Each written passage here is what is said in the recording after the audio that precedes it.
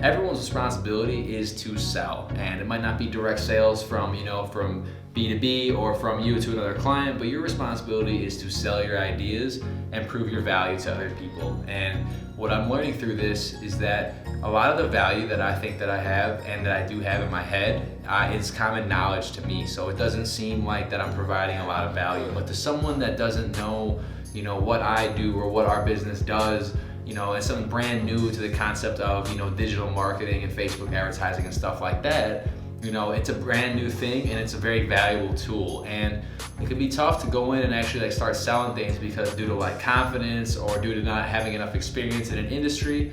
But what happens is when you start going through these motions and you start learning these different pain points of all these clients, you just get better and better, and you start to be able to tailor your services to their needs and talk about how you're going to provide different forms of value to them.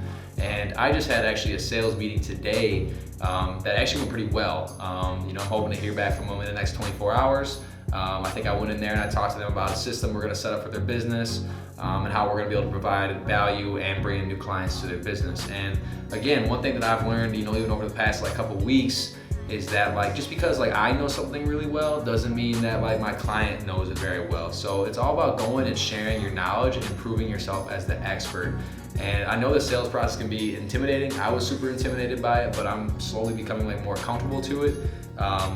Different forms of outreach. I know that people are not as receptive to cold calling and cold emailing, so finding different ways to reach out to people. I've had a lot of success, sending custom videos to businesses to get their attention. I haven't had a lot of success with cold calling and cold emailing. So, I think the whole notion of sales has changed from a push system to a pull system, and you just have to find ways to get it out in front of people, and that's going to involve some sort of creativity. So again, like I said, the sales process is definitely new to me, but I really enjoy it, and it's a very essential part of growing a business. So again, if anybody's intimidated by it, don't be, because it's kind of a weird process for everyone, but at the same time, everybody has value to share, and everyone can, help other people. And so I think that's all you really need to know. And if you go in there with confidence and just be personal, man, there's nothing like being yourself. Go into these businesses and just be yourself, be who you are, but just be a professional version of yourself and show the value that you can bring these people.